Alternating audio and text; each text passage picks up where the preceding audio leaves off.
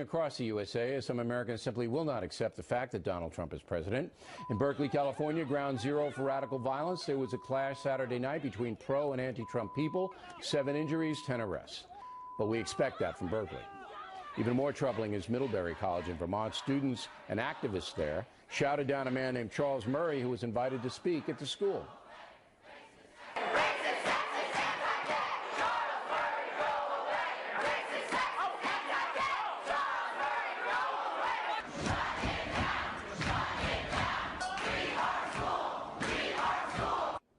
In the course of that demonstration, one professor was actually hurt and had to go to the hospital. Joining us now from Boston, Mary Ann Marsh, from Washington, Katie Pavlich. I expect this to get worse, this violence, Katie. Do you? Of course I expect it to get worse, because there haven't been a lot of consequences for the actions of the, quote, protesters when really they're violent rioters. What we saw with Mr. Murray is completely unacceptable. Not only did they shout him down at his speech, but they pulled the hair of one of the professors who dared to show up with him on stage, severely injuring her neck. And if you read his account of this, which you can find at aei.org, you'll find that it was a terrifying experience of getting pushed through a mob where they were trying to leave campus and the mob was surrounding their vehicle, knocking on the windows. And we have a choice here. The administration here has a choice. They can either punish the hundreds of students who engaged in this bad behavior, or they can let it keep going on. And the professors who also encourage the students should be in trouble too. Absolutely. Now, here, Mary Ann, is a statement that I got from Lori Patton, the president of Middlebury. It says, because of the complexity of events and actions that took place, we have initiated an independent investigation to establish a baseline of information. Once our work is completed, the college will follow a process of determining a course of action for each individual understood to be involved in some way. That will take some time. Is that good enough? Well, I think that's the right steps. I mean, when you look at everything Middlebury did to prepare for this appearance, they did all the right things. They prepared the students. They reminded them of the rules. They showed their IDs. They participated at a high level, including the president, at this. And now they're having an investigation. They have an honor code. When you read it, it's clear. Would you expel them if you were Ms. Patton, if found to be these students threatened the speaker and somebody hurt the professor? Would you expel them?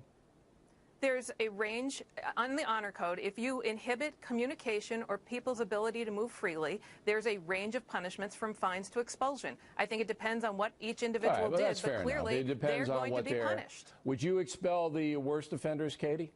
Absolutely. I would also ask the police to press criminal charges for allegedly assaulting the professor and Charles Murray. I mean, if you look at the details of this, it isn't just about free speech and shouting down a professor. This is about getting violent and making sure that he couldn't speak. And these students across the country have to understand that your First Amendment rights don't trump someone else's. And so in order to allow speakers to come in with different points of view, which, by the way, this doesn't happen to liberal speakers. It only happens to conservative speakers.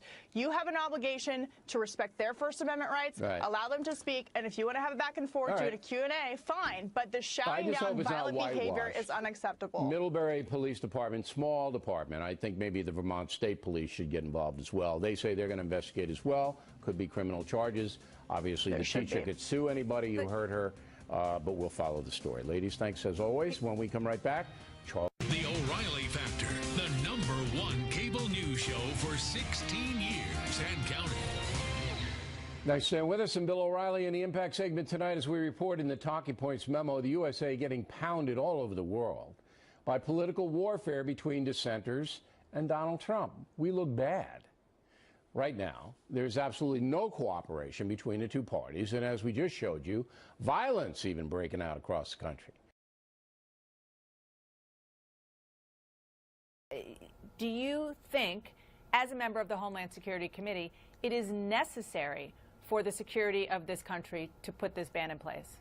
Well, I'm on the Appropriations Committee, but we oversee DHS, the funding of that. Thank you for clarifying. I think that I didn't want to throw any of those, take credit for that. But anyways, I do think that it's important for our security, and I think the people overwhelmingly in the country want that as well too. Because again, just today, the FBI comes out and says that 30% of their domestic terrorism cases that they're investigating are from folks who are refugees. It's important not to label all refugees bad people. That's not why I'm here. But I was just going to say, Congressman, it's time to go, but I think the TV gremlins did that for us.